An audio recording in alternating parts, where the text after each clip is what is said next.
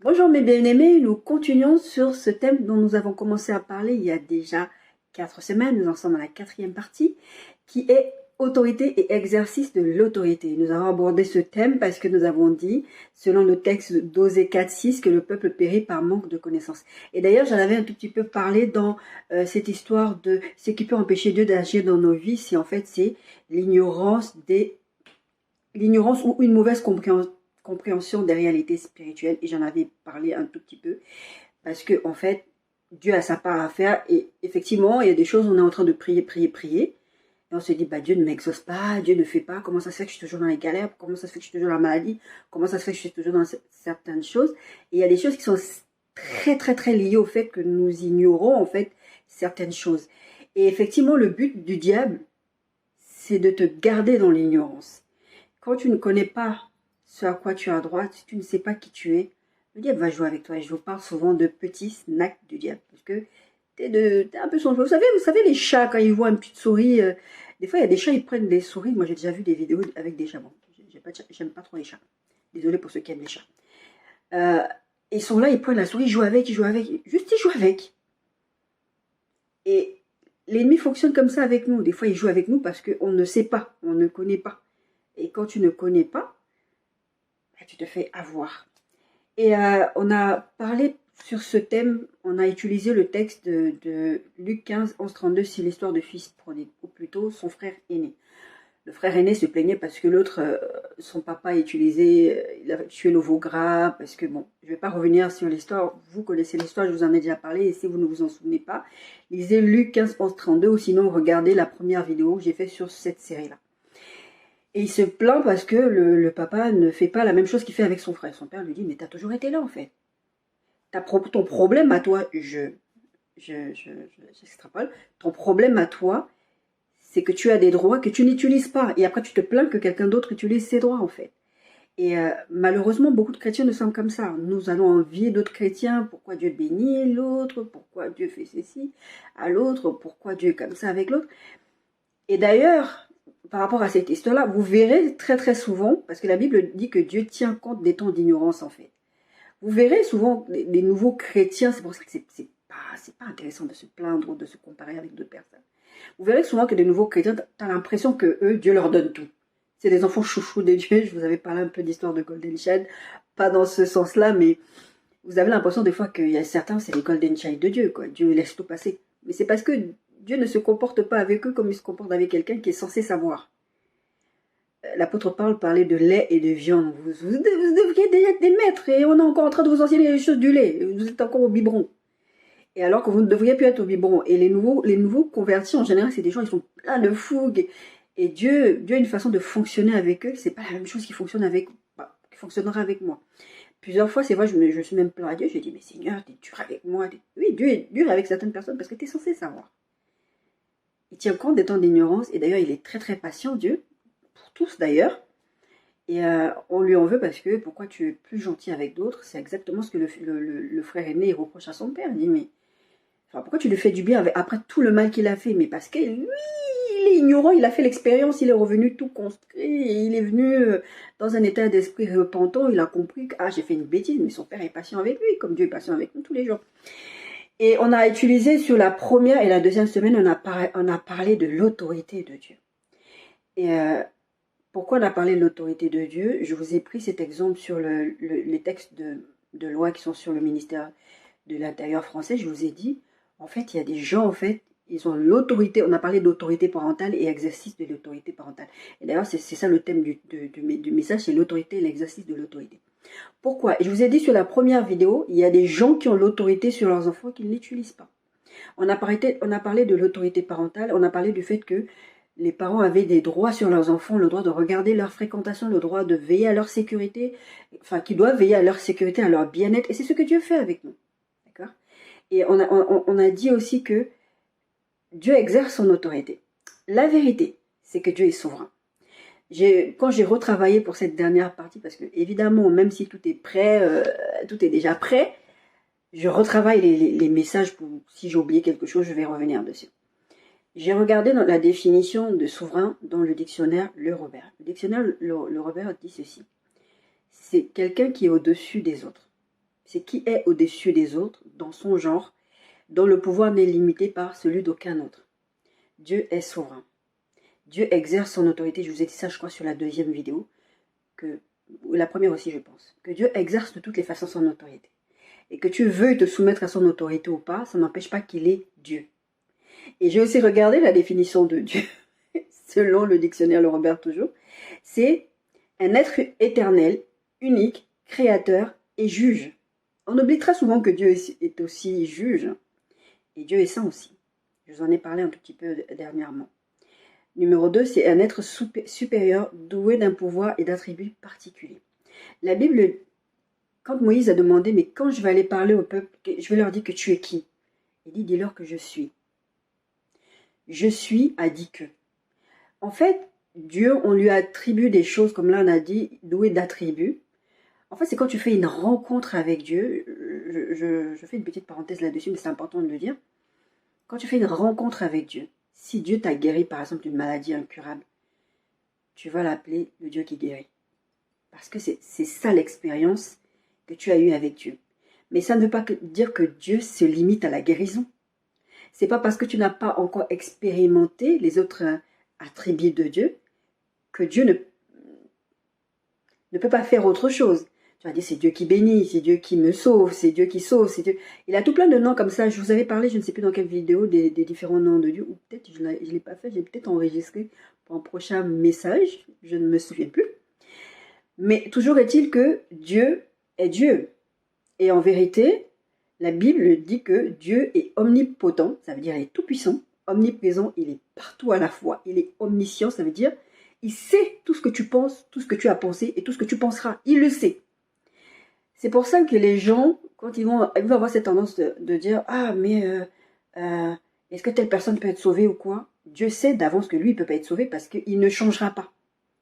Dieu savait que Judas ne pouvait pas être sauvé parce que Judas n'allait pas changer. Il y a des êtres humains qui ne vont pas être sauvés parce que quoi que Dieu fasse pour les attirer vers lui, ils ont déjà décidé d'avance. Vous allez peut-être dire, c'est pas juste que Dieu lui ait laissé qu'il meure parce qu'il aurait pu se repentir, mais Dieu sait. Il est omniscient. Parenthèse fermée. Donc on a parlé de l'autorité et de l'exercice de l'autorité. Comme je disais, je vous ai dit qu'il y a une différence entre l'autorité, c'est-à-dire le droit que tu as d'exercer, je parlais de l'autorité parentale, d'exercer des droits sur ton enfant. Le droit, j'ai pris, je vous ai dit, je vous le redis, sur le fait de veiller à, le droit de regard sur ses fréquentations, veiller pour qu'il mange correctement, etc. Et il y a des parents qui, je vous ai dit, il y avait une différence entre autorité et exercice de l'autorité. Toi, tu as des droits en tant que parent, et il y a des fois, en fait, le fait d'exercer l'autorité, c'est le fait d'utiliser ce droit. Et il y a des parents qui n'exercent pas ce droit. Il y a des parents, par exemple, souvent c'est le cas des mamans, mais heureusement que tous les papas ne sont pas comme ça. Il y a des papas, ils ont l'autorité parentale, légalement, ils ont même reconnu leur enfant, mais dans le quotidien, ils n'exercent pas leurs droits, ils s'en fichent. Parce qu'ils vivent leur vie, parce qu'ils ont pas envie, parce que c'est plus facile que ce soit quelqu'un d'autre qui gère la chose que ce soit lui, parce qu'il ne veut pas payer la pension alimentaire, il ne veut pas, je sais pas, il veut pas venir voir l'enfant. Il y a des pères, ils disent, mais j'ai pas envie de voir ce gosse. Ils n'exercent pas leur autorité parentale. Et malheureusement, devant la loi, tu ne peux pas faire grand-chose, à part quand tu es un danger pour ton enfant ou plein de circonstances assez particulières, on va te retirer ton autorité parentale et de facto ton exercice d'autorité. Mais dans la plupart du cas, on ne te retire pas ton autorité. On te laisse ton autorité, mais tu n'exerces pas. Et on aborde ce thème justement pour parler de ça, parce qu'il y a des chrétiens qui ont l'autorité, ils n'exercent pas cette autorité. Et pour revenir à cette histoire de l'autorité de Dieu, si je vous ai parlé de tous ces attributs de Dieu, c'est pour vous dire que Dieu, lui, il n'a pas besoin qu'on lui demande d'exercer son autorité ou pas. Il l'exerce. Que tu le veuilles ou pas, il l'exerce. Quand vous voyez ce qui se passe dans le monde, quand vous voyez les fléaux, des fois Dieu, il décide que bon, là c'est bon, reconnaissez que je suis Dieu. Je vais laisser le diable faire des choses où moi-même je vais envoyer des fléaux. Qu'à un moment donné, vous allez dire non. Moi, j'ai déjà entendu des gens qui ne sont même pas chrétiens dire non, ça là, c'est Dieu. Des gens qui ne croient même pas en Dieu, qui vont te dire ça, c'est Dieu. Ça, c'est la punition de Dieu. Il y en a qui vont parler de karma ou des choses comme ça, mais sous-entendu, il y a un être supérieur qui régit tout ça et qui te fait revenir en fait. C'est Dieu. L'apôtre Paul parlait avec je ne sais plus si c'était les Corinthiens ou je ne sais plus, je ne sais plus c'était quel peuple avec qui il parlait, il disait, mais vous, c'était les Grecs. Il disait, mais vous là, vous érigez des statues, vous dites ceci, vous dites cela, mais en vrai c'est de Dieu dont vous parlez, mais vous ne le savez pas que vous parlez de Dieu. Il y a beaucoup de gens, ils parlent de Dieu, mais ils ne savent pas qu'ils parlent de Dieu. Donc on a parlé de l'autorité de Dieu sur la première et la deuxième semaine, et la semaine dernière on a commencé à aborder l'autorité du chrétien. Et je vous disais en début de vidéo que le diable, son objectif à lui, c'est que tu ignores ton identité. Et comment il fait ça? Il te garde dans, comment dire, dans des préoccupations de la vie de tous les jours. C'est l'histoire de la semence qui tombe sur la pierre, sur les terres, les différentes terres, par exemple. Je vous invite à aller lire ces textes-là. Il va tout faire pour que tu sois préoccupé par autre chose. Ou s'il ne fait pas ça, il va user la ruse. Et je vous donnais cet exemple la semaine dernière du nain tracassin. Il va t'emmener à faire des échanges. Et ça, on a parlé de ça sur le fait que il y a eu un transfert d'autorité à un moment donné. Donc, première partie, on a parlé de l'autorité de Dieu. Je préfère résumer pour ne pas trop vous embrouiller. On a parlé de l'autorité de Dieu. Et là, je vous redis encore aujourd'hui, Dieu, de toute façon, il n'a pas besoin. Il est Dieu. D'accord? La Bible dit qu'il est Dieu, il est au ciel, il fait ce qu'il veut. Il peut détruire la terre d'un claquement de doigts, mais il ne le fait pas. D'accord? Mais des fois, il envoie des flots et tout ça. Il est Dieu. Donc lui, il n'a pas besoin qu'on lui dise, mais là, tu n'exerces pas ton autorité. Mais en fait, la vérité, quand Dieu n'exerce pas son autorité, c'est simplement, c'est dont je vous parlais tout à l'heure, c'est tout simplement parce qu'il use de patience. D'accord? C'est parce qu'il aime tellement les gens et parce qu'il aussi tient compte des temps d'ignorance. C'est pour ça qu'il n'exerce pas spécifiquement cette autorité-là parce qu'il pourrait. Il pourrait, quand vous élevez un enfant, si l'enfant a un certain âge, il y a des choses que vous n'allez pas faire avec l'enfant, vous n'allez pas le sanctionner pareil, parce que vous savez que là, il ne sait pas. Vous êtes en train de l'apprendre des choses. Et Dieu, quand il n'exerce pas son autorité, c'est plutôt dans des cas comme ça. Mais Dieu exerce son autorité, il n'a pas besoin de nous dire, papa exerce l'autorité. Et on a parlé donc de la vidéo numéro 1, la vidéo numéro 2, on a parlé de l'autorité de Dieu. Et la vidéo numéro 3, on a abordé l'autorité du chrétien. Et pour aborder l'autorité du chrétien, je vous ai dit, on ne va pas juste aborder l'autorité du chrétien pour aborder l'autorité du chrétien. Parce que pour aborder l'autorité du chrétien, pour savoir comment tu acquiers cette autorité-là, il faut savoir qui tu es. On a parlé d'identité.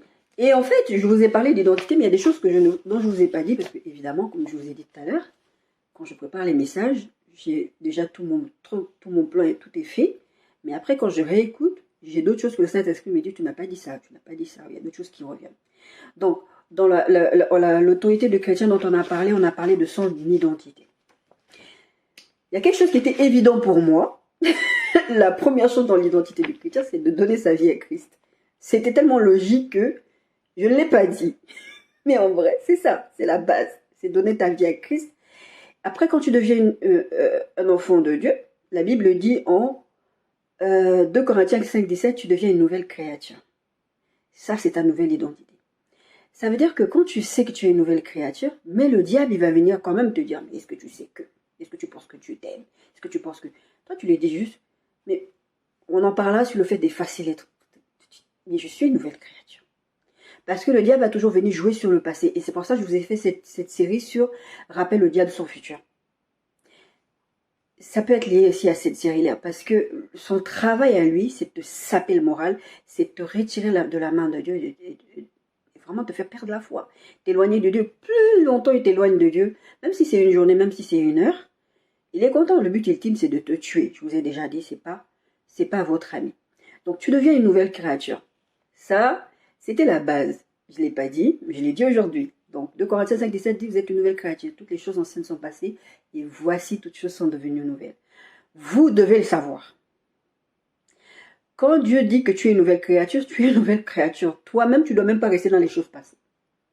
Et la Bible parle en 1 Jean 1,9 de si tu confesses tes péchés. Ça veut dire qu'en étant une nouvelle créature, ça ne veut pas dire que tu deviens parfait et que tu ne commets plus de péché, mais ça veut dire que quand tu vas commettre un péché, tu vas aller te confesser et Dieu te pardonne parce que tu es une nouvelle créature. Les autres, Dieu ne va pas leur pardonner. Qu'est-ce que Dieu va leur pardonner? Il ne leur appartient pas. Et ensuite, vous êtes bénis. Ça fait partie de votre identité. C'est Ephésiens 1,3.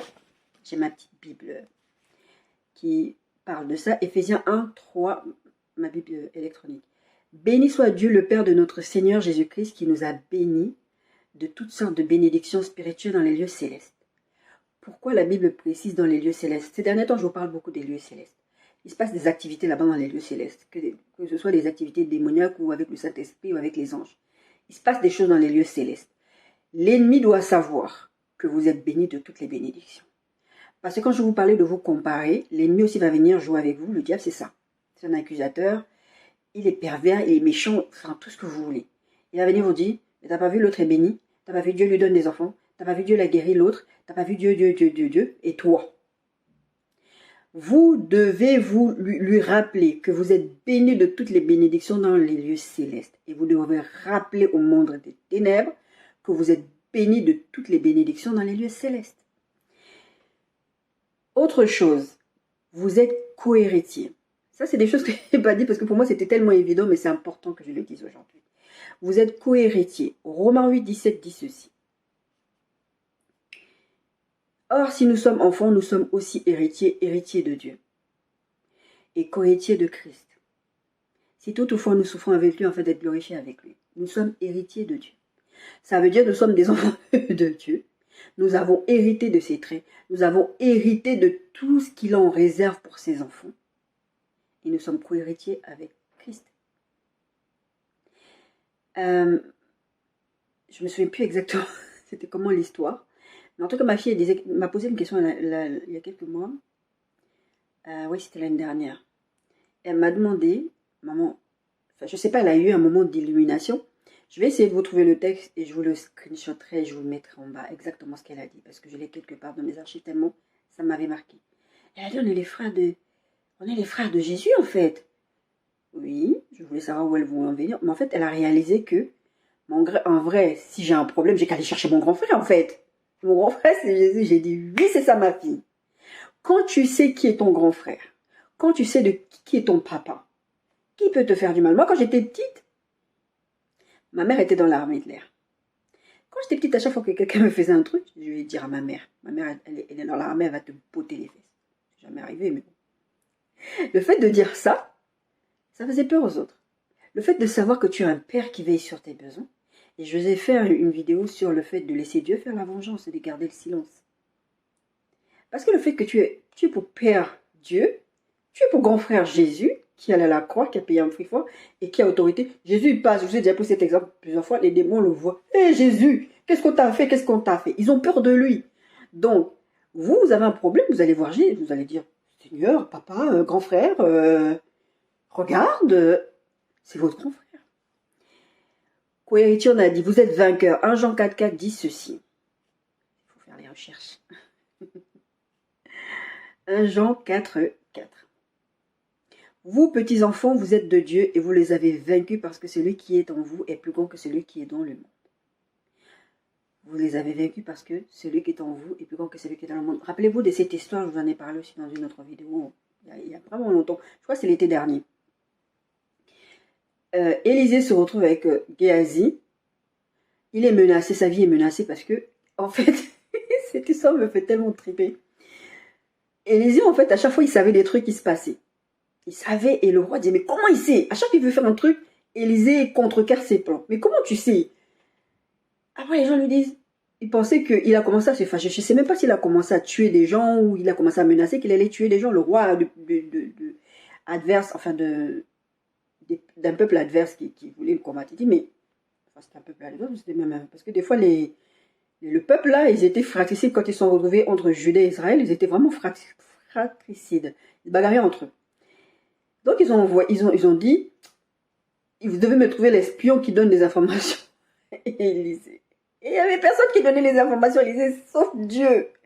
Et ça s'appelle une parole de connaissance. En fait, la parole de connaissance, je vous ai dit, c'est une information qui existe du passé ou du présent, que la personne qui a vécu la chose ou les autres qui ont assisté à la scène savent.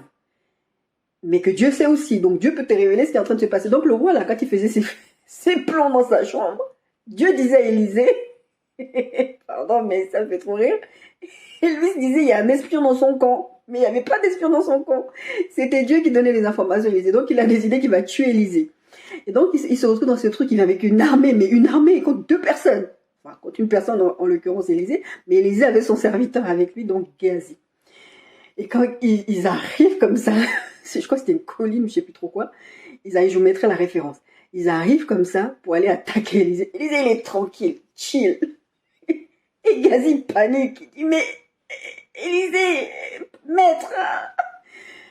Et Élisée le regarde, il dit, panique pas, petit. Ceux qui sont avec eux ne sont pas plus que ceux qui sont avec nous. Et Gazi fait, hein? Qu'est-ce qu'il raconte? Mais qu'est-ce qu'il raconte, lui?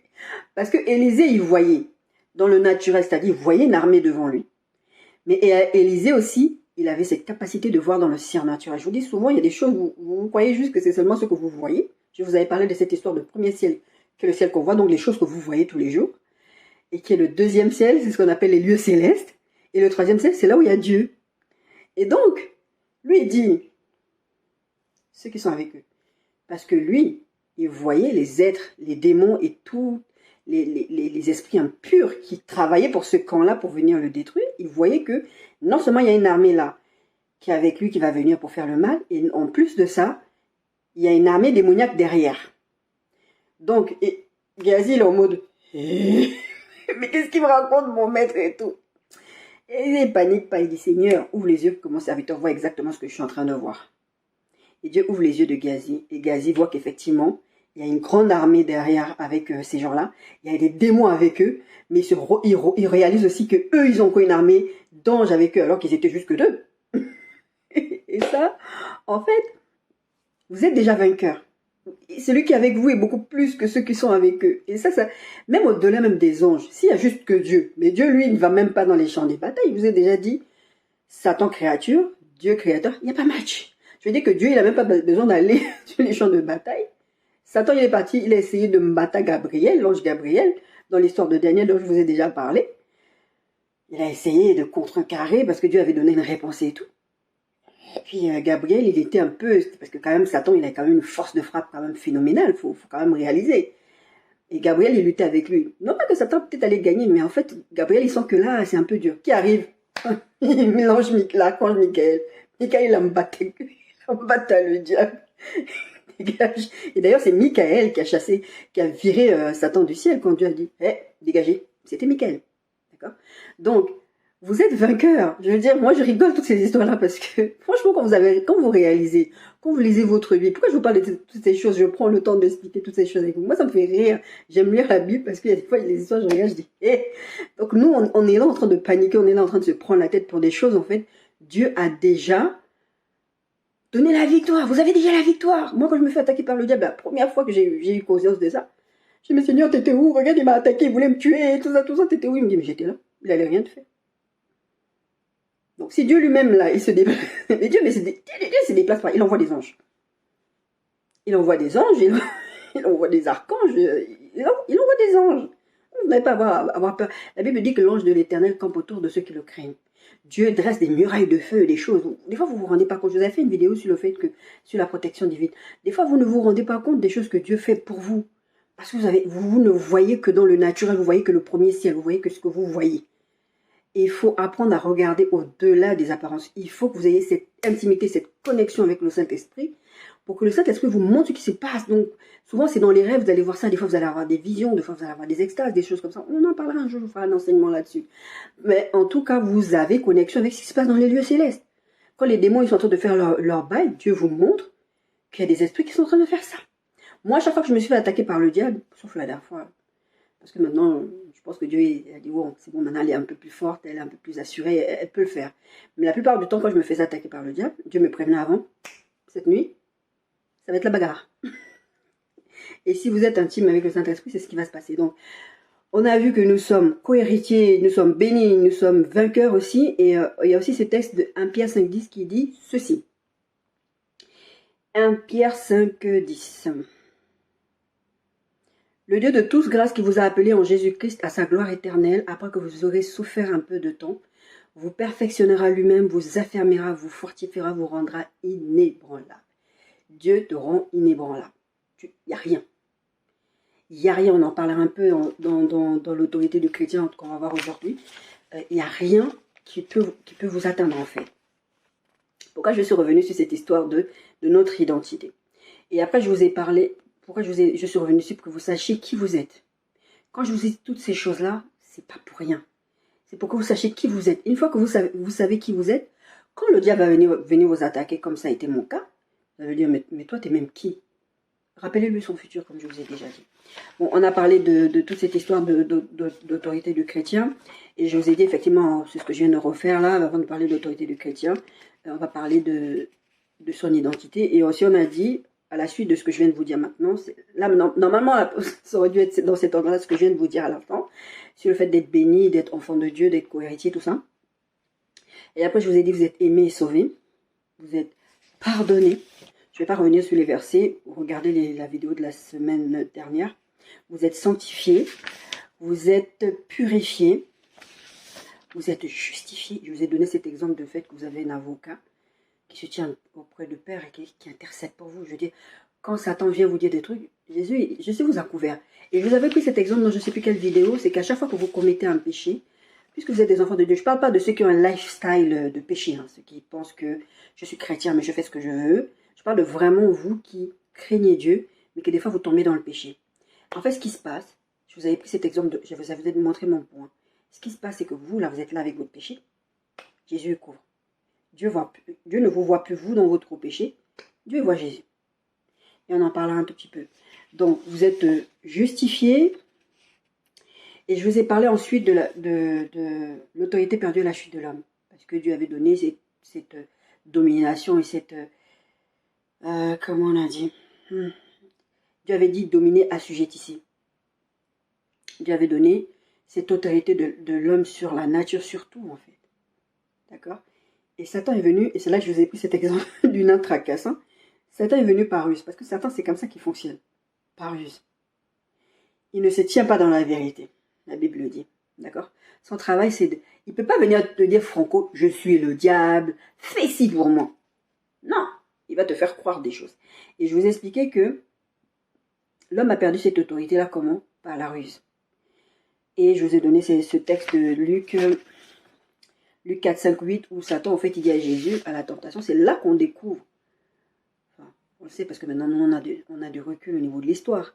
Mais c'est dans ce texte de la Bible que vous comprenez que l'autorité de l'homme a été transférée à Satan. Parce que Satan, il dit à Jésus, Luc 4, 6, je te donnerai toute cette puissance et la gloire de ces royaumes car elle m'a été donnée et je la donne à qui je veux. C'est pas Dieu qui lui a donné, clairement. Il a pris où? Il a pris à Adam et Ève quand il les a trompés, il leur a dit, mais non. Et donc, je reviens sur cette histoire d'une tracassée qui dit, mais juste tu me donnes une petite journée de ta vie. Et il est parti chercher la journée qui savait que ça allait tout bouleverser. Et c'est comme ça que Satan fonctionne. Donc, on a vu tout ça. Et cette semaine, nous allons voir l'autorité récupérée à la croix. Et on va voir beaucoup de choses aujourd'hui. Je surveille le temps. Normalement, on va finir aujourd'hui. D'accord? L'autorité récupérée à la croix. Je suis allée chercher la définition de l'autorité. Je sais ce que c'est l'autorité. Mais des fois, il y a des mots que vous connaissez, mais après la définition, comment l'expliquer ce mot-là? C'est un peu compliqué. Donc, merci Seigneur pour les dictionnaires. D'avoir donné l'intelligence à des gens pour les faire des dictionnaires. Ça dépend des pays, bien sûr. Mais... Définition de l'autorité. Selon le petit Robert, c'est le droit de commander, pouvoir d'imposer l'obéissance. C'est ça, avoir de l'autorité. Selon le Larousse, c'est pouvoir de décider ou de commander, d'imposer ses volontés à autrui. Là, quand on parle, lui il parle de autrui selon le Larousse, mais nous on est en train de parler d'autorité sur les dominations, les principautés, et même sur notre propre corps. D'accord? Ce qu'on va voir, c'est pas que sur les démons, le diable et tout ça, mais c'est aussi pour nous. C'est sur nous aussi. Et quand nous avons récupéré cette autorité à la croix, nous avons récupéré l'autorité sur le péché. Parce que le péché, Romains 3, 23 dit, tous son péché sont privés de la gloire de Dieu. Comment ça s'est passé? À la chute de l'homme. Tout le monde est séparé de cette histoire-là, tout le monde est séparé de Dieu. D'accord? On est loin de Dieu. Parce que tout son péché. À partir d'Adam, on est pécheur, en fait. D'accord? Et Dieu, quand on se réconcilie avec, quand on devient une nouvelle créature, justement, Dieu nous donne le pouvoir de dominer sur le péché. On verra les versets. Il nous donne le pouvoir de guérir les maladies et il nous donne l'autorité sur la maladie. Vous savez le nombre de fois où j'ai eu des problématiques physiques, j'ai pris autorité sur les migraines, sur des trucs. Bon, j'avoue que les bêtises que j'ai fait aussi, c'est que je n'exerce pas tant que ça. Mais j'ai eu une phase, je le fais toujours, hein, c'est-à-dire par exemple là j'ai eu un week-end ces derniers jours, pendant 4 jours, j'ai eu des grosses douleurs au niveau des jambes. J'ai imposé, je priais, je priais, je priais, et ça partait, mais ça revenait. Au bout d'un moment, j'ai dit non. La Bible dit quand deux s'accordent, Dieu exauce. Donc j'ai appelé et j'ai envoyé des messages à mes soeurs, je dis priez. Et là, aujourd'hui, tranquille. C'est juste que j'ai des résidus parce que c'est comme quand vous êtes cogné quelque part. Vous sentez un tout petit peu quelque chose, vous êtes cogné, mais ça ne fait pas mal parce que là c'était vraiment des douleurs intenses. Au point où je vous dis, je pleurais tellement j'avais mal. Donc l'autorité a été prise et j'ai récupéré mes jambes et je n'ai plus mal en fait. Et sur la puissance des ténèbres, je pense que la liste elle n'est pas exhaustive, mais vous verrez vous-même, vous pouvez trouver d'autres choses. Bon, après cette semaine, il n'y aura pas une 5e semaine où je vous donnerai d'autres exemples où je vais revenir et je vais regarder, je vais vous dire, oh tiens, j'ai oublié de vous dire ça. Non, donc là on va s'arrêter sur celle-là. Donc, je vous ai donné l'autorité sur le péché, la maladie, la puissance des ténèbres. Donc, vous avez le droit de commander sur le péché. Vous avez le droit d'ordonner, vous avez le droit d'imposer votre autorité sur le péché, sur la maladie, sur la puissance des ténèbres. Jean 1, 12, 13 dit ceci. Mais à tous ceux qui l'ont reçu, à ceux qui croient en son nom, elle a donné le pouvoir de devenir enfants de Dieu, lesquels sont nés, non du sang, ni de la volonté de la chair, ni de la volonté de Dieu, ni de la volonté de l'homme, mais de Dieu. Nous sommes devenus enfants de Dieu, c'est un peu ce que je vous disais tout à l'heure, nous devenons les enfants de Dieu. Ça, c'est la base. À partir du moment où tu es devenu enfant de Dieu, il t'a donné le pouvoir sur le reste. Galates 3, 26, 29. Car vous êtes tous fils de Dieu par la foi en Jésus-Christ. Vous qui avez été baptisés en Christ, vous avez revêtu de Christ. Il n'y a plus ni juif ni grec, il n'y a plus ni esclave ni libre, il n'y a plus ni homme ni femme, car tous vous êtes en Jésus-Christ. En fait, je crois que je suis en train de revenir sur quelque chose que je vous ai dit tout à l'heure. C'est le fait que vous êtes des enfants de Dieu. J'avais même oublié que j'avais fait ça. Si vous êtes en Christ, vous êtes donc la postérité d'Abraham, héritier selon la promesse. On a parlé d'héritier tout à l'heure. Donc je vais passer très vite sur ces versets-là. Éphésiens 2, 8, 10, 12, 13. Car c'est par la grâce que vous êtes sauvés par le moyen de la foi et cela ne vient pas de vous. C'est le don de Dieu. Ce n'est point des œuvres afin que personne ne se glorifie. Car nous sommes son ouvrage. Car nous sommes son ouvrage ayant été créé en Jésus-Christ pour de bonnes œuvres que Dieu a préparées d'avance afin que nous les pratiquions. Souvenez-vous que vous étiez en ces temps-là sans Christ, privés de droit de cité en Israël, étrangers aux alliances de la promesse, sans espérance et sans Dieu dans le monde. Mais maintenant, en Jésus, vous étiez jadis éloignés, vous avez été rapprochés par le sang de Christ. Je vous dis, je reviens, je passe vite parce que au final, je suis en train de vous dire ce que je vous ai dit tout à l'heure. Et sur ce verset d'Éphésiens, Éphésiens 2, 8, 10, là que je viens de vous lire. Voilà, vous avez été créés pour servir. Et pourquoi j'ai mis aussi ce verset-là? Parce que, tout simplement, je vous prends souvent cet exemple de l'ambassadeur. Qu'un pays envoie dans un autre pays, il va veiller à sa sécurité, à son bien-être, à son alimentation et tout ça. Pourquoi je vous dis toutes ces choses-là? Parce que quand tu deviens une nouvelle créature, tu deviens enfant de Dieu, Dieu t'envoie. En fait, c'est pas que Dieu t'envoie pour une mission. En fait, maintenant, tu vas commencer la mission que Dieu avait prévue pour toi. Parce que ton appel, c'est ce qu'on appelle l'appel. Ton appel, en fait, tu l'as avant même que tu naisses. Dieu sait ce que tu es censé devenir. Et je vous en parle très très souvent dans mes vidéos. Dieu sait ce que tu es censé devenir. Tu es appelé pour servir Dieu, d'une façon ou d'une autre. Servir Dieu, ça ne veut pas dire aller à l'église, chanter à l'église, prêcher, tout ça. C'est pas ça. Tu peux être ingénieur, assistant de maths, mais pour la gloire de Dieu. D'accord? Tu peux être quelqu'un qui travaille à la cantine, mais pour la gloire de Dieu. Moi, je ne sais pas, il faut bien des gens qui travaillent quelque part. Donc, tu es appelé pour servir. Et le fait que tu sois appelé pour servir, Dieu va t'équiper, Dieu va te donner tout ce qu'il faut pour que tu puisses le servir. C'est QFD. Acte 1.8. Mais vous recevrez une puissance. Et le Saint-Esprit survenant sur vous, et vous serez mes témoins à Jérusalem, dans toute la Judée, dans la Samarie et jusqu'aux extrémités de la terre. Ça, c'est pour dire quoi? Quand vous devenez enfant de Dieu, vous recevez le Saint-Esprit. Je fais très très rapidement là-dessus. Vous recevez le Saint-Esprit. C'est par le Saint-Esprit que vous allez fonctionner. On a parlé un tout petit peu dans la vidéo de la semaine dernière, en disant qu'en fait, même là, quand le péché, quand plein de choses, vous ne pouvez pas faire. Vous ne pouvez pas suivre les ordonnances que Dieu vous demande de suivre sans le Saint-Esprit. C'est difficile. Et je vous prenais l'exemple de cette histoire d'Ouza et les gens dans l'Ancien Testament. Je vous disais, mais moi, j'avais tendance à les juger. Je me disais, mais franchement, 10 plaies, quand t'as frappé 10 plaies, au bout d'un moment donné, normalement, la première, la deuxième plaie, tu te stoppes. Mais ces gens-là n'avaient pas le Saint-Esprit. Même aujourd'hui, on se plaint des païens, mais ils n'ont pas le Saint-Esprit. Pourquoi tu veux qu'ils fassent ce que Dieu veut qu'ils fassent? Ils ne peuvent pas parce qu'ils n'ont pas l'Esprit de Dieu. Donc nous, on reçoit le Saint-Esprit et c'est le Saint-Esprit qui nous aide à faire la volonté de Dieu, à servir Dieu, à agir dans ce monde. Éphésiens 2, 4, 6.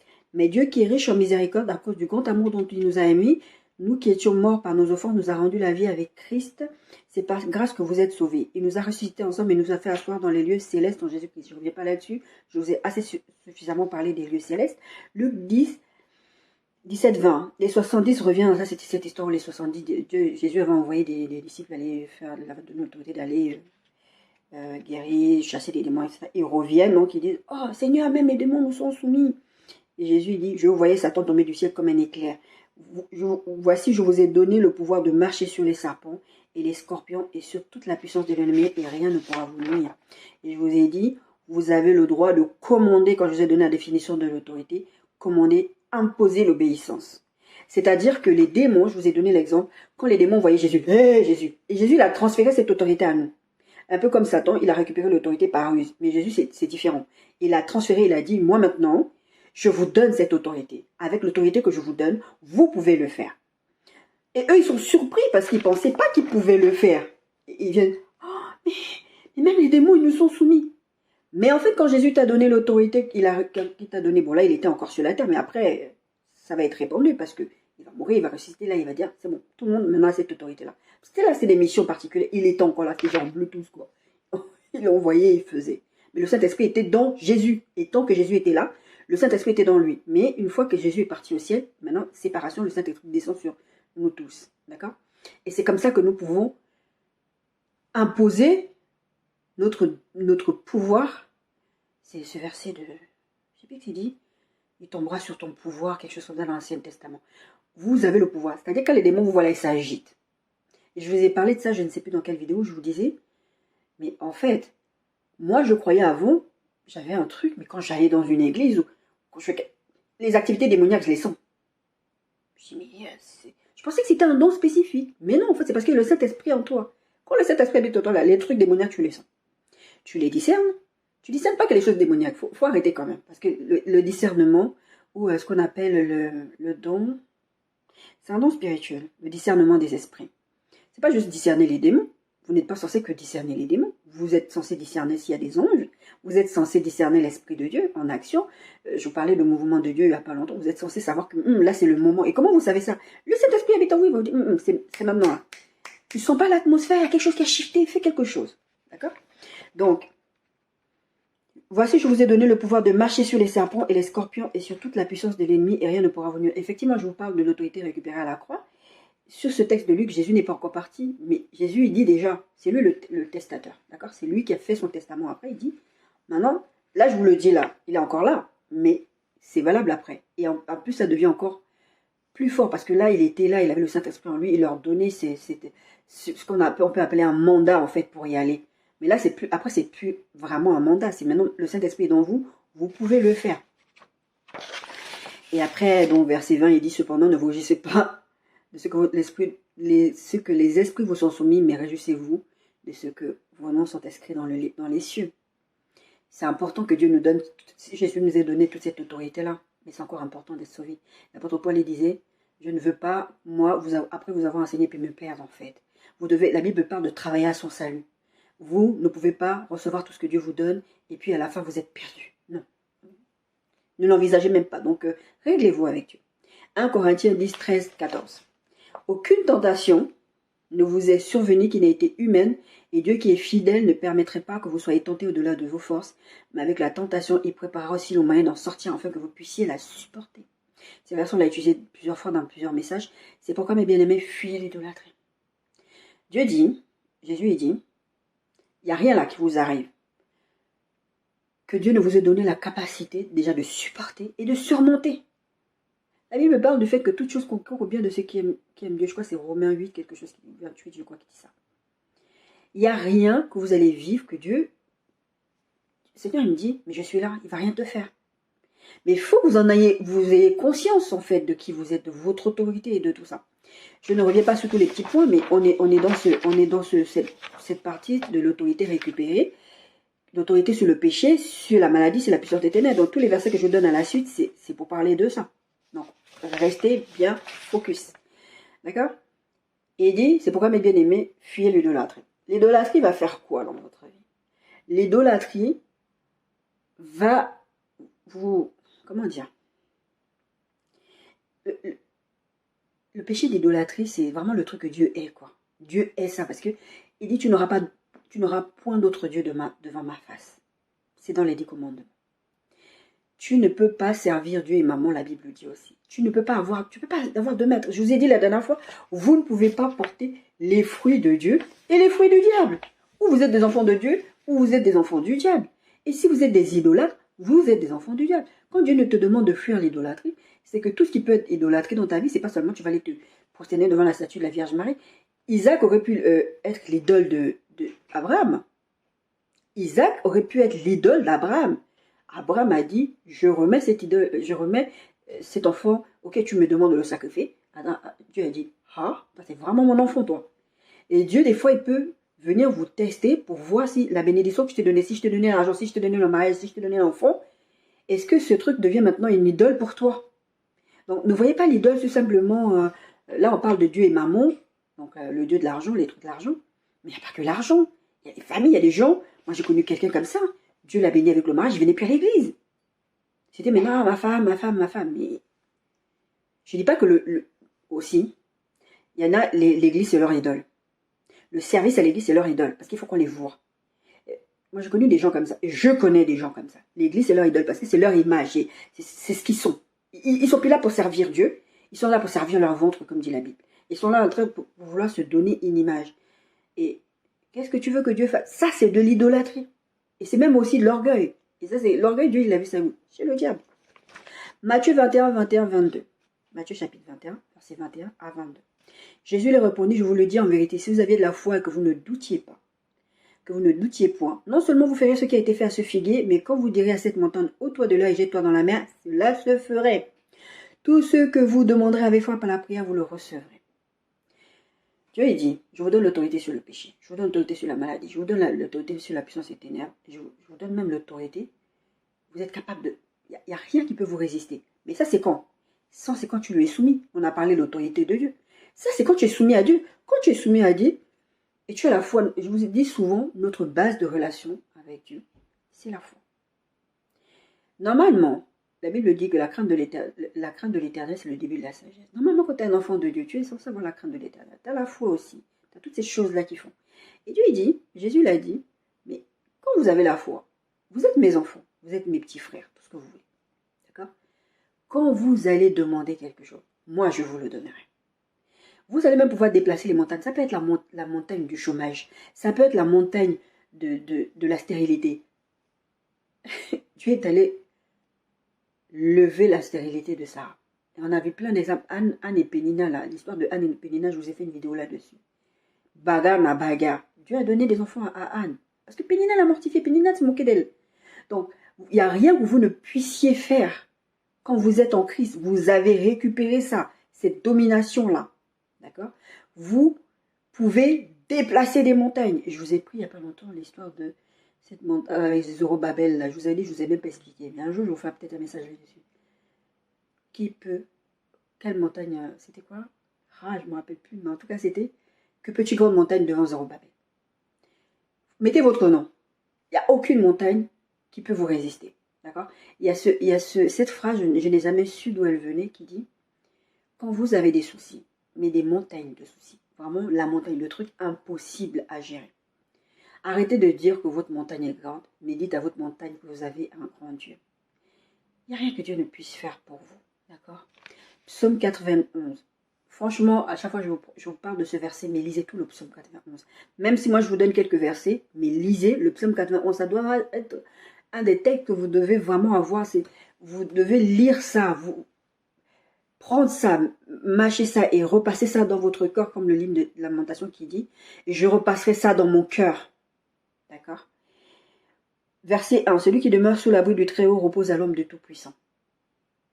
Tu es en paix. Tu es en sécurité. Ça, c'est aussi les choses qui sont parmi les choses que vous récupérez. Tu n'écraindras ni les terreurs de la nuit. Moi, je vous ai raconté mes expériences ici avec le diable la nuit. Ni la flèche qui vole du jour. Verset 5. Verset 10. Aucun malheur ne t'arrivera, aucun fléau n'approchera de ta tente. de ta tente. Car il ordonnera à ses anges de te garder dans toutes ses voies. Je parlais de Rancha tout à l'heure. Tu marcheras vers ses traits sur le lion et sur l'aspic, tu fouleras le lion sur le dragon. Toute l'autorité de Dieu. Il a dit, rien pour revenir, je vous donne toute l'autorité. 14. Puisqu'il m'aime, je le délivrerai, je le protégerai, puisqu'il connaît mon nom. Ça revient toujours à ça. Puisque tu as la crainte de Dieu, puisque tu marches avec Dieu, puisque tu es l'enfant de Dieu, tu connais ton Dieu, tu connais ce que tu vis avec ton Dieu. Dieu, il te viendra toujours à ton secours. C'est sa prérogative, c'est son rôle. Il est ton père, il a autorité sur toi. Donc, il a autorité de te protéger. Il a le devoir de te protéger. C'est toutes ces choses dont je vous ai parlé depuis 4 semaines maintenant. C'est important que vous l'ayez en tête que Dieu a le devoir de vous protéger parce que vous êtes ses enfants. Attention, un petit qui n'est pas un bémol, mais je vous le dis quand même, ne jouez pas avec le feu. D'accord? Dieu va vous protéger, mais n'ouvrez pas les portes au diable. Parce que le diable va jouer avec vous. Parce que autant moi, par exemple, je protégeais ma fille quand elle est petite. Quand elle était petite, je la protégeais, je l'empêchais d'aller à côté du feu, je l'empêchais. Mais si toi, là, t'es gros, tu dis, le feu, ça brûle, mais je vais quand même tester pour voir si ça brûle, mais tu vas te brûler. Mais, ce que vous devez savoir, c'est que Dieu ne permettra pas au diable d'aller plus loin que ce que lui peut. Parce que nous, quand on était petits, moi, je voyais ma grand-mère, ma mère, enfin, c'est comme ça que j'ai été élevée, on m'a enseigné comme ça, qu'en fait, des fois, il faut laisser l'enfant toucher un tout petit peu, et puis jamais il touchera. Après, avec le recul, je me demande si c'est une bonne pédagogie. Parce que ça peut être très dangereux. Ça dépend de quoi il s'agit. Parce qu'il y a des enfants, moi j'ai vu, il y a une petite fille, elle voulait manger la nourriture de son père, mais il y avait du piment dedans. Le monsieur lui dit, mais il y a du piment dedans, tu peux pas manger ça. Et il lui fait goûter, elle est là, ça pique. Mais bon, ça peut marcher dans certaines situations. Mais il y a des situations, c'est dangereux, ne testez pas. N'allez pas tester ce que Dieu vous interdit d'aller tester. Parce que dans cette histoire de la protection divine, je vous avais parlé du fait qu'il y a Dieu, en fait, quand Dieu interdit à Adam et Ève de manger le fruit de l'arbre de la connaissance, et de l'arbre de la vie et la mort, mais eux, ils sont allés manger le fruit de... Mais Dieu ne voulait... il y a des choses que Dieu ne voulait pas qu'ils sachent, parce que c'était la responsabilité de Dieu, c'est lui le papa, c'est moi qui vous ai créé, je suis là pour vous protéger, vous n'avez pas besoin de savoir certaines choses. Parce qu'il y a des choses, si vous savez, vous allez péter les plombs, vous allez devenir fou. Il y a des choses que Dieu ne vous dit pas, parce que c'est pour votre propre protection, en fait. Marc 16, 15, 18. Et encore une fois, tous ces versets que je vous donne, il faut que vous les méditiez. Les lisez pas seulement, appropriez-vous. Ah, la Bible dit ça sur moi. Oh, Dieu dit que j'ai l'autorité, je peux marcher sur les serpents, les aspics. Bon, allez pas faire comme le pasteur gabonais qui est parti dire que Jésus a marché sur l'eau, nous aussi on peut marcher sur l'eau. N'allez pas tenter Dieu. Ça, c'est aussi un verset, je ne l'ai pas mis dans mes notes. Mais la Bible dit ne pas tenter Dieu. Et Jésus l'a dit à Satan, n'allez pas tenter Dieu. Tenter Dieu, c'est vraiment faire ce genre de bêtises-là. Dieu dit, Jésus a marché sur l'eau, moi aussi je peux marcher. Et le gars, il s'est noyé. N'allez pas tenter Dieu. Dieu ne vous a pas envoyé. Voilà, vous êtes des ambassadeurs, vous êtes en train d'aller travailler, et quelqu'un fait la sorcellerie pour venir vous faire du mal, il ne vous arrivera rien, par exemple. Marc 16, donc je continue, donc il leur dit, Marc 16, 15, 18. Puis il leur dit, Jésus donc, allez par tout le monde et prêchez la bonne nouvelle. C'est toujours cette histoire de Jésus vous envoie, il vous équipe, il vous donne toute la puissance pour pouvoir aller faire ce qu'il vous demande de faire. Et il vous donne la provision, ça fait partie des bonnes œuvres que nous devons pratiquer. Et nous sommes nés pour servir Dieu. Et donc Dieu, de l'autre côté, il nous protège, il donne la provision, etc. Puis il leur dit, allez par tout le monde et prêchez la bonne nouvelle à toute la création. Celui qui croira et qui sera baptisé sera sauvé, mais que celui qui ne croira pas sera condamné. Je ne vais pas commenter là-dessus. Je pense que tout le monde a compris. Voici les miracles qui accompagneront ceux qui auront cru. En mon nom, ils chasseront des démons, ils parleront des nouvelles langues, ils saisiront des serpents, s'ils boivent quelques breuvages mortels, il ne leur fera point de mal. Ils imposeront les mains aux malades et les malades seront guéris. Vous avez l'autorité de guérir les malades. Ce n'est pas que les pasteurs qui peuvent guérir les malades. Vous pouvez, exercez-vous. Moi, je vous parlais tout à l'heure du fait de s'exercer. Quand j'enseigne sur les dons spirituels à des personnes, je leur demande de s'exercer. Il y a un exemple. Quand j'étais petite, j'ai vu ma grand-mère, en fait, qu'est-ce qu'elle a fait une fois. Il y avait... Elle s'est rappelée, si, elle s'est rappelée, parce que je lui en ai parlé il y a 3 ans, je crois, en arrière. J'étais toute petite, hein, j'en avais même pas 10 ans. J'ai vu, il y a quelque chose qui s'est passé chez les voisins, je ne me rappelle plus quoi. Ma grand-mère me l'a bien expliqué, mais moi je suis restée focalisée sur cette affaire-là, de la façon dont je m'en souvenais quand j'étais petite. Et il y a quelque chose de très très bizarre qui se passait dans cette maison. Et il y avait un enfant qui était enfermé dans la chambre, c'était pas fermé à clé, mais il y a quelque chose qui empêchait la porte de s'ouvrir. J'ai suivi ma grand-mère. Je crois que ma grand-mère s'est même pas rendue compte que je l'observais, je suivais ce qu'elle faisait. Elle est partie devant la porte, elle a posé les mains sur la porte, elle a prié, la porte s'est ouverte. J'étais tellement impressionnée par ça que quand j'ai grandi et que j'ai eu mon propre logement, à chaque fois que je me suis retrouvée dehors, mais c'était pas les logements où tu prends juste la radio et tu fais passer ça ouvre, hein. Ça s'ouvrait pas, hein.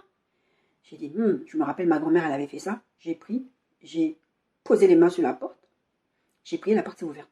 J'ai vécu ça peut-être au moins 2-3 fois. Et quand j'enseignais à ma soeur de cœur sur les dons spirituels, justement, quand on parlait d'exercice de dons spirituels, je lui ai dit, exerce-toi, tu as l'autorité. Ce que tu vas faire, au début, tu vas prendre ta clé. Je vous dis des fois, si vous voulez être mon élève là, vous allez douiller. J'ai dit, tu prends la clé, tu mets dans ta poche, tu sors, tu fermes la porte. Mais ne te dis pas dans ta tête, j'ai la clé dans la porte, dans la poche, d'accord? Fais comme si la clé est à l'intérieur. Et tu pries sur la porte. Je crois qu'elle l'a pas fait. Je vous en ai déjà parlé dans une vidéo, je ne sais plus laquelle. Elle l'a pas fait. Et puis un jour, elle s'est retrouvée dehors. Elle était allée chercher une commande. Et quand elle revient, elle se rend compte qu'elle a laissé la clé. Elle a commencé à appeler les voisins. Elle a commencé à faire des trucs. Ah, attends, ils n'ont pas réussi à... Je crois qu'il s'est passé quelque chose. Dieu lui a dit quelque chose. Et puis après, c'est rappelé de l'histoire que je lui avais racontée avec ma grand-mère et tout. La porte est ouverte. D'accord? Exercez-vous. C'est comme avec les maladies. Vous allez avoir des gens qui vont se moquer de vous parce que vous priez pour les maux de tête et les maux de tête sont guéris. Moi, c'est comme ça que j'ai commencé à prier pour les maux de tête. D'accord? Le Seigneur m'a déjà montré l'avenir dans lequel comment je vais exercer au niveau de la guérison des malades, de la délivrance des gens. Mais il y a des choses que je n'ai pas encore vues. Peut-être que je ne m'en rends pas compte, tout simplement, parce que j'ai déjà prié pour des gens qui avaient des esprits impurs, des choses comme ça. Mais exercez-vous. Je vous parlais la dernière fois de parler en langue. Exercez-vous. Vous ne pouvez pas être là, Dieu a dit que j'ai reçu ça, j'ai fait ceci, j'ai fait cela, et vous ne vous exercez pas. Vous avez un muscle. Si vous voulez que votre muscle fonctionne bien, exercez votre muscle. C'est pareil avec les dons spirituels. Vous voulez exercer dans le don de guérison, demandez, la Bible dit, demandez. Demandez les dons, demandez, Seigneur, je veux guérir les malades. Ne le faites pas parce que vous voulez impressionner les gens, parce qu'encore une fois, Dieu connaît votre cœur. Et d'ailleurs, c'est un des points que j'avais abordé quand je disais ce qui peut empêcher Dieu d'agir d'exaucer vos prières. C'est parce que si vous avez des mauvaises intentions dans le cœur, si c'est pour impressionner les gens, mais Dieu ne va pas te donner. Parce que Dieu, il sait, il est omniscient. Il sait ce que tu penses. Il sait pourquoi tu veux ce don-là, il ne va pas te le donner. D'accord? Il t'équipe déjà par rapport à ton appel. Moi, je suis appelé au ministère pastoral et au ministère prophétique. Il m'a déjà équipé pour ça. C'est des trucs, je n'avais pas conscience, mais je vivais des expériences, je ne savais même pas c'était quoi. Après, j'ai eu des enseignements, le Saint-Esprit m'a donné des enseignements, il me disait, va regarder ça, va regarder ça. Lui-même, il m'expliquait des trucs. Puis des fois, je regardais des vidéos, je dis, oh, c'est ça que le Seigneur m'a expliqué. J'ai exercé. J'ai exercé la prédication avant de savoir que j'étais appelée à être pasteur, avant moi d'en avoir conscience. J'ai exercé, j'enseignais des gens, je ne savais même pas, j'exhortais des gens, j'envoyais des SMS, j'envoyais des trucs. Je ne savais même pas ce que c'est ça. J'ai un blog, moi. Bon, j'avoue, le blog, je ne mets pas à jour. J'ai toujours eu ce truc à cœur de vouloir partager la parole de Dieu. C'est de l'exercice. Je ne suis pas arrivée sur YouTube du jour au lendemain. C'est le Seigneur m'a préparé. D'accord? Donc, si vous voulez exercer dans les dons spirituels, exercez-vous. Mais vraiment, exercez. Vous pouvez avoir des dons. On parle d'autorité, d'exercice d'autorité. C'est exactement ça. Vous pouvez avoir des dons qui viennent avec votre appel. Mais si vous ne les exercez pas, vous allez vous plaindre que vous ne faites pas ci, vous ne faites pas ça. Ou un jour, vous avez guéri un mal de tête, un jour, vous avez imposé les mains sur quelqu'un, puis de temps en temps. Non, si c'est... Demandez, vous recevrez, la Bible dit. Exercez-vous. Romains 8. Romains 8. Je vous invite aussi à lire tout Romains 8, mais j'ai pris quelques versets. Verset 31. Qu'aimerions-nous donc à l'égard de toutes ces choses? Si Dieu est pour nous, qui sera contre nous? Qui accusera les élus de Dieu? Vous êtes les élus de Dieu. Sachez-le, vous êtes les élus de Dieu. Qui vous accusera? C'est Dieu qui justifie. On a parlé que vous êtes justifiés dans votre identité. Qui les condamnera? Christ est mort. Et bien plus, il est ressuscité, il est à la droite de Dieu et il intercède pour vous, pour nous. Qui nous séparera de l'amour de Christ? Serait-ce la tribulation, ou l'angoisse, ou la persécution, ou la faim, ou la nudité, ou le péril, ou l'épée? Quoi que vous viviez? Qu'est-ce qui va vous séparer? Qu'est-ce qui va empêcher de Dieu vous aimer? C'est parce que là, vous êtes dans les problèmes. C'est parce que là, vous êtes devant une montagne. Que Dieu, là, il a oublié que vous êtes son enfant, donc. Et donc, il va dire, oh, non, mais lui, vous savez, comme les gens, vous fréquentez des gens, et d'un coup, ils sont SDF, ils ont des problèmes, vous commencez à les fuir comme si c'était des parias. C'est comme les amis de Job. Ils commencent à le fuir parce que maintenant, il avait des problèmes de peau, il était dégoûtant. Et pourtant, quand Job, il avait tout ça, ils étaient là, c'était ses amis. Hein. Il y a des gens comme ça qui fonctionnent avec vous. Et des prétendus chrétiens qui ne sont à côté de vous que pour prendre, comme des vampires, vous sucer. Et une fois que vous avez des problèmes, une fois que quelque chose tombe sur vous, comme Joseph, je suis sûr que les gens qui connaissaient Joseph, bon, après les gens ne connaissaient pas Joseph, parce que Joseph il était parti en esclavage, mais je suis sûr qu'il y avait des gens qui l'avaient connu, ils m'ont dit, oh, il a violé la fille, oh, vraiment, il est sale, Joseph, il est sale, Joseph. Alors que Joseph, il n'avait rien fait. Les gens te tournent le dos. Moi, il y a un homme de Dieu qui a accusé de quelque chose, le Seigneur m'a montré en rêve qu'il n'avait rien fait. Et c'est tombé en procédure. J'ai dit, oh, pourquoi le Seigneur m'a demandé? Parce que probablement que j'intercède pour lui aussi. Mais moi, j'ai quelqu'un dans ma famille, les gens ont une image de lui. Oh, il est comme ci, il est comme ça, il a fait ça, il est gna gna gna gna gna. Il y a souvent des articles qui sortent sur lui. Le Seigneur m'a montré que non, il est persécuté. Donc quand quelqu'un de ma famille vient me dire, ah mais tu sais, lui, non, j'ai dit, moi je sais ce que Dieu m'a montré sur la personne. C'est faux. Ça là, c'est faux. Et pourtant, tout est contre lui. Hein. Ça, c'est faux parce que Dieu m'a montré. A contrario, il y a d'autres personnes qui ont cette image lisse aussi dans ma famille. Que le Seigneur m'a montré qu'eux, ils sont dans des choses sales. Le Saint-Esprit. Le Saint-Esprit, demandez le discernement. Verset 37, Romains 8, 37. Mais dans toutes ces choses, nous sommes plus que vainqueurs par celui qui nous a aimés. On a parlé d'être dans notre identité que nous sommes vainqueurs. Car j'ai l'assurance, j'aime beaucoup ce verset, que ni la mort, ni la vie, ni les anges, ni les dominations, ni les choses présentes, ni les choses à venir, ni les puissances, ni la hauteur, ni les profondeurs, ni aucune autre créature ne pourra nous séparer de l'amour de Dieu manifesté en Jésus-Christ notre Seigneur. J'ai encore plusieurs choses, mais je crois qu'il y a des choses que je ne vais pas dire, parce que je ne veux absolument pas le temps, et je ne veux absolument pas rester longtemps. Je vais essayer de finir. Et Jean 14, 12, 15 dit, en vérité je vous le dis, et toujours on est toujours dans cette partie qui dit que vous avez autorité sur le péché, sur la maladie, vous avez autorité sur plein de choses. Sachez-le, vous avez le pouvoir de commander. Je vous ai donné cet exemple avec Jésus. Les démons savent qui est Jésus. Et la semaine dernière, je vous disais que les fils de Sévas sont venus, ils ont dit, au nom de Jésus que Paul prie. Les démons lui ont répondu, nous on connaît Jésus. Sous-entendu, on connaît que Jésus a l'autorité. On connaît l'autorité de Jésus. Donc on sait que lui, si Jésus nous parle, on va la fermer, parce qu'on sait qui il est. Paul, puisqu'il est enfant de Dieu, et que Jésus lui a aussi donné l'autorité, on sait qui il est, donc lui, on ne va pas blaguer avec lui. Mais vous êtes qui? Vous marchez pour qui? Parce que c'est pas parce que tu prononces le nom de Jésus que tu nous dis, nous on va sortir, on va sortir. Tu n'as pas d'autorité sur nous. Tu l'as récupéré où cette autorité? C'est exactement ça. Et les démons les ont frappés. Ils les ont bastonnés. D'accord? Donc, sachez que vous avez cette autorité-là. En vérité, je vous le dis, Jean 14, 12, 15. Celui qui croit en moi fera aussi les œuvres que je fais, et il en fera même des plus grandes parce que je m'en vais au Père. Tout ce que vous demanderez à mon nom, je le ferai afin que le Père soit glorifié dans le Fils. Si vous demandez quelque chose à mon nom, je le ferai. Sachez-le, vous êtes des enfants de Dieu. Quand vous demandez quelque chose à Dieu, Dieu le fera. Si à Dieu, en Jésus, il le fera. Vous avez une maladie, vous avez un problème financier, Dieu vous dit, je le ferai. C'est mon devoir de père et je vous donne. Des fois, c'est lui qui va le faire, des fois, il va vous dire, fais, pose cet acte, pose cet acte, pose cet acte. C'est comme ça que tu vas y arriver. Si vous m'aimez, gardez mes commandements. C'est toujours cette histoire de la crainte de Dieu, c'est toujours cette histoire d'obéir à Dieu, de rester dans l'alignement de Dieu, parce que je vous ai fait cette vidéo sur le fait que Satan ne maudit pas. Et Satan, tout ce qu'il fait, c'est pour te faire sortir de ce que Dieu dit. Comme ça, c'est toi, tu vas te retrouver sous le coup de la malédiction. C'est pas que lui, il va faire quelque chose contre toi, c'est parce que toi, tu sors de la main de Dieu. Vous êtes là en train de vous demander pourquoi il y a des telles choses qui se passent dans le monde. Le monde a rejeté Dieu. Pourquoi vous voulez que les choses se passent bien? Pourquoi vous voulez pas qu'il y ait des maladies de plus en plus bizarres? Le péché est rentré dans le monde depuis longtemps. C'est de pire en pire. Ça va pas s'améliorer. Hein. Les fléaux, tout ça, le Seigneur m'a montré des fléaux du futur que je ne suis même pas sûr que je serai sur cette terre-là quand les fléaux là vont arriver. Je sais pas. Parce que je n'ai pas eu un temps. Mais j'ai vu des trucs. J'ai vu même encore des attentats à Paris. J'ai dit, mais Seigneur. Donc, soyez accrochés à Dieu. Soyez intime avec le Saint-Esprit. 1 Jean 3, 4, 10, 15, 24.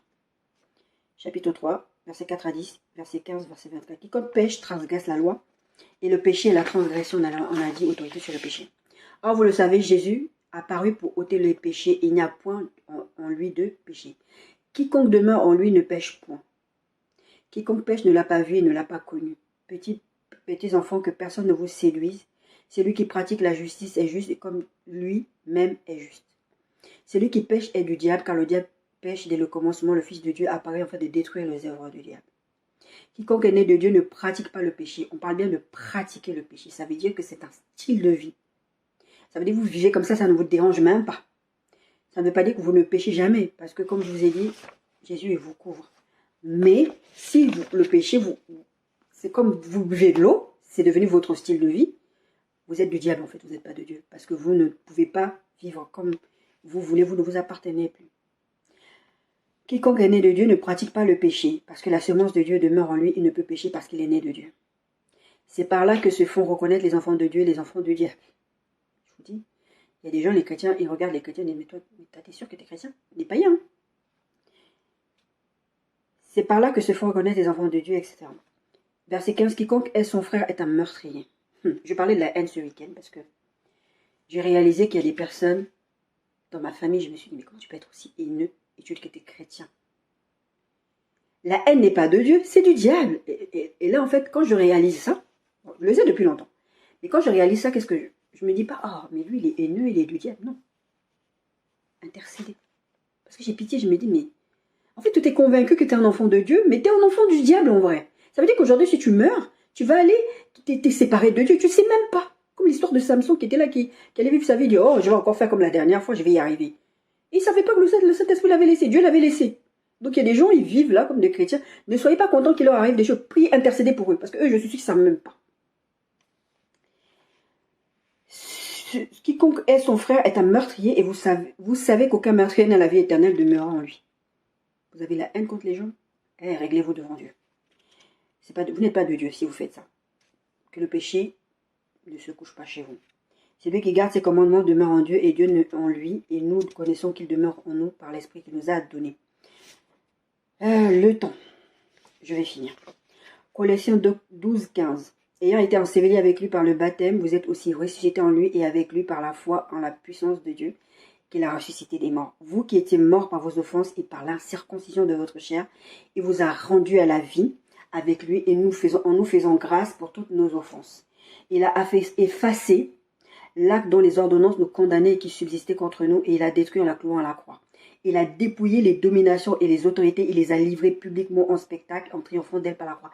Je vais relire le verset 14-15. Colossiens 2, 14-15. Il a effacé l'acte dont les ordonnances nous condamnaient et qui subsistaient contre nous. Et il a détruit en la clouant à la croix. Il a dépouillé les dominations et les autorités. Il les a livrées publiquement en spectacle en triomphant d'elles par la croix. Avant, vous étiez sous la loi. Vous transgressiez la loi. Vous avez une punition qui vous attendait. Déjà, la séparation avec Dieu. D'accord. Jésus-Christ, il arrive. Il a effacé l'acte qui vous commandait, ce qui vous condamnait. Le fait de donner sa vie à Christ, là, ça veut dire que normalement, vous êtes coupable. D'accord. Vous êtes coupable. Je vous dis souvent, Dieu est saint. Vous comparez Dieu à l'être humain. Vous dites que Dieu est injuste, parce que pourquoi est-ce qu'il punit les gens sévèrement? Mais Dieu est saint, en vrai. Le fait même de naître pécheur, normalement, Dieu peut te massacrer. Tu vois? Mais il te donne l'occasion de grandir, de venir à Christ et tout ça. Sachez que les bébés, les gens qui meurent dans l'ignorance, quand je dis l'ignorance, c'est qui n'ont pas eu la possibilité de faire le choix, des bébés par exemple, ils sont sauvés automatiquement. C'est pareil pour les bébés à naître. Les bébés à naître, si je peux consoler certaines mamans, si ça peut aider certaines mamans qui sont passées par des fausses couches, des choses comme ça, sachez que vos enfants, vous les retrouverez dans le corps glorifié qu'ils sont censés avoir. Ils n'ont pas vécu sur cette terre, ils n'ont pas... Si vous êtes reparti bien sûr devant Dieu, vous avez demandé pardon, mais sachez que même si vous avez avorté, vos enfants là, je vous dis quand Dieu fait venir un esprit sur la terre qui est dans le ventre, je vous parlais de cette histoire de Jean-Baptiste, quand il était avec Jésus dans les ventres de leurs mères respectives, il y avait le mouvement de Dieu, je vous ai parlé de ça par rapport au mouvement de Dieu. Quand un esprit est créé, quand il est envoyé sur la terre, Dieu ne l'éteint pas. Ça veut dire que vos bébés que vous avez avortés, les fausses couches, toutes ces choses qui sont arrivées, les bébés qui sont morts-nés ou les bébés qui sont morts, la mort subite d'une autorisation, ou même vous-même vous avez tué vos enfants, quoi que l'en soit, ces enfants-là sont sauvés. D'accord. Si vous posez la question, je vous le dis, rassurez-vous, ces enfants-là sont sauvés. 2 Corinthiens 10, 3, 5. Si nous marchons dans la chair, nous ne combattons pas selon la chair, car les âmes avec lesquelles nous combattons ne sont pas charnelles, mais elles sont puissantes par la vertu de Dieu pour renverser les forteresses. Nous renversons les raisonnements et toute hauteur qui s'élève contre la connaissance de Dieu et nous amenons toute pensée captive à l'obéissance de Christ. Ce verset, c'est aussi pour nous dire ceci. Vous vous avez des armes avec lesquelles vous combattez. Ce ne sont pas des armes charnelles. C'est des armes qui vous sont données par Christ. Il y a ce verset qui parle de l'épée, du casque du salut, l'épée, tout ça de la parole de Dieu. D'accord? Mais vous équipez, vous êtes équipés avec les armes qui ne sont pas charnelles. Et ces armes vous permettent de renverser des forteresses. Il n'y a rien qui peut vous résister. D'accord? Mais la base de tout ça, c'est de renverser tout ce qui s'oppose à la connaissance de Christ. Pourquoi on est en train de parler d'autorité? Parce que vous avez une idée sur la façon dont vous devez exercer. Vous ne savez même pas que vous avez l'autorité. Beaucoup d'entre vous, vous ne le savez pas, ou vous le savez, mais vous ne l'exercez même pas. Comme je vous disais, il y a des gens qui ont l'autorité, ils ne l'exercent pas. D'accord? Donc, vous devez vous opposer à toutes ces pensées-là qui vous empêchent d'exercer votre autorité. Et ces pensées-là vous empêchent, en fait, d'arriver là. Ils s'élèvent contre la connaissance de Christ. Parce que Jésus vous a donné ça. Il a dit, moi je meurs, je vous donne, voilà. Je vous donne le pouvoir de marcher sur les scorpions, voilà. Je vous ai donné tout ça. Mais vous, dans votre raisonnement, vous dites, il y a des gens que Dieu, il aime qu'ils soient malades. Il y a des gens que Dieu, il y a des démons, il y a des gens, Dieu, il laisse les démons. Mais c'est parce que la Bible dit. Votre référence, c'est la parole de Dieu. Je vous avais fait ce message sur quel rapport écoutes-tu? Tu écoutes Dieu ou tu écoutes ce que les autres disent? Ah, on a vu, il y avait des gens, il y a ceci, il y a cela. Et Dieu dit, mais allez-y, je vous la donne cette terre. Ah non, on ne peut pas. C'est ça, c'est l'éveil contre la connaissance de Christ. Dieu a dit que tu peux, toi tu dis non, je ne peux pas, j'ai trop peur, ou moi je ne peux pas parce que... Bon, bref. Colossiens, ouais, des fois il y a des trucs, hein. Je vous dis, je me parle à moi-même aussi. Hein. Colossiens 1, 12, 14. Rendez grâce au Père qui vous a rendu capable d'avoir part à l'héritage des saints dans la lumière, qui nous a délivrés de la puissance des ténèbres et nous a transportés dans le royaume du Fils de son amour. On en parlait de ce verset la semaine dernière, en qui nous avons la rédemption et la rémission des péchés. On a dit, autorité sur le péché. Jean 10, 10. Le voleur ne vient que pour dérober, égorger et détruire. Moi, je suis venu afin que les brebis aient la vie et qu'elles soient dans l'abondance. Vous avez récupéré l'autorité et Jésus, ce qu'il veut, c'est que vous ayez la vie et que vous l'ayez en abondance. Donc, cette histoire aussi de s'élever contre la connaissance de renverser en fait les choses qui s'élèvent contre la connaissance de Christ. Je vous donne la vie, je vous donne l'autorité, je vous donne tout ça. Vous pensez que non, il y a des gens que Dieu il aime plus que d'autres, qui donnent plus que... Non, chassez ça. Jean 16, 24, jusqu'à présent, vous n'avez rien demandé en mon nom. Demandez et vous recevrez afin que votre joie soit parfaite. Tout ça, c'est vraiment tout ce que Dieu vous donne. Ce que vous êtes, ce que Dieu vous donne. Vous devez savoir toutes ces choses. Je prends beaucoup de temps, je sais le temps. Si je vous donne tous ces versets, c'est pour que vous puissiez aussi vous les méditer après. Notez-les quelque part, gardez-les. Moi, j'ai mon application de la Bible sur mes téléphones, tous mes téléphones. Et des fois, quand je tombe sur des versets, je les screenshot et je les mets dans un dossier dans mon Google Photo. C'est marqué verset ou des trucs comme ça. Et comme ça, quand je cherche un verset, je dis tiens, je l'avais screenshoté, je vais là-bas.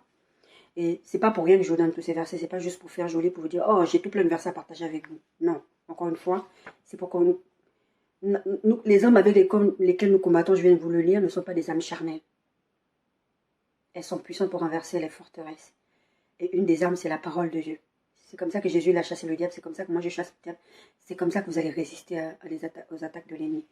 Jérémie 29, 11, 14. Car je connais les projets que j'ai formés pour vous, dit l'Éternel, projets de paix et non de malheur, afin de vous donner une espérance et un avenir. Vous m'invoquerez, vous partirez. Vous me prierez et je vous exaucerai. Vous me chercherez et vous me trouverez si vous me cherchez de tout votre cœur. Je me laisserai trouver par vous, dit l'Éternel, et je ramènerai vos captifs. Je vous rassemblerai de toutes les nations, de tous les lieux où je vous ai chassé, dit l'Éternel, et je vous ramènerai dans le lieu d'où je vous ai fait aller en captivité. Je vous dis, des fois, Dieu laisse en fait les gens nous faire du mal parce que des fois, on est têtu, on ne veut pas l'écouter. Donc Dieu va laisser le diable, comme avec Job. Encore que Job, c'était une autre histoire, mais il va dire, ok, vas-y. Attends, mais tu ne peux pas aller jusqu'à une certaine limite. Mais il dit, si vous me cherchez de tout votre cœur, je serai là. Moi, j'ai des projets de bonheur pour vous. Dieu veut votre bonheur, en fait. C'est ça que vous devez comprendre. C'est un peu un verset de conclusion. C'est pas que ce verset-là que j'ai comme conclusion, mais c'est un peu un des versets de conclusion. Mon autre verset de conclusion, c'est Hébreux 12, 15, qui dit, veillez à ce que nul ne se prive de la grâce de Dieu, à ce qu'aucune racine d'amertume poussant des rejetons ne produise de troubles et plusieurs ne soient affectés. Ce verset, les projets de bonheur, Dieu a des projets de bonheur pour vous. Dieu veut que vous viviez et on a parlé de ce verset qui parle de Jésus qui dit que moi je suis venu pour que vous ayez la vie en abondance. Dieu veut que vous exerciez votre autorité, que vous profitiez de la vie qu'il vous a donnée. Vous n'avez qu'une seule vie. Vous allez arriver au ciel, vous êtes sauvés, mais vous n'avez pas profité de ce que Dieu avait mis à votre disposition sur la terre. Et après vous vous plaignez que je n'ai pas ceci, je n'ai pas cela. Mais bien aimé, veillez à ce que personne ne se prive de la grâce de Dieu. Quand nous devenons enfants de Dieu, nous acquérons des droits. Salut, victoire sur le péché, on en a parlé un peu, la guérison des maladies, chasser les démons, tout ça. Mais nous avons aussi le devoir. Et dans tout ce que je vous ai vu ces derniers temps, et même d'ailleurs depuis le début, nous devons obéir à Dieu. Quand on a parlé d'autorité de Dieu, c'était ça. Nous devons obéir à Dieu, renoncer à soi-même, obéir à Dieu, pour être au bénéfice de la croix. Et il y a des chrétiens, en fait, ils vivent toute leur vie des vies misérables et malheureuses parce qu'ils ne connaissent pas leur identité et parce qu'ils ne savent pas ce que Dieu a décidé pour eux. Dieu, il a des projets de bonheur. Et ça s'est accompli en Jésus. Jésus a récupéré toute cette autorité. Jésus a récupéré, il veut que tu aies la vie en abondance. Alors je t'en prie, récupère ta vie. Récupère tes droits.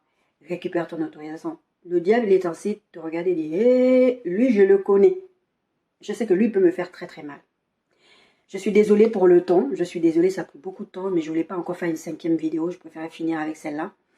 Que soyez vraiment bénis et que le Seigneur vous aide vraiment à aller dans la direction qu'il a prévue pour vous et que le Seigneur vous ouvre les yeux et que Jésus-Christ soit vraiment votre tout au quotidien et que le Saint-Esprit, écoutez le Saint-Esprit, vous allez voir, des fois il vous parle, des fois vous ne vous rendez pas compte que c'est un Saint-Esprit.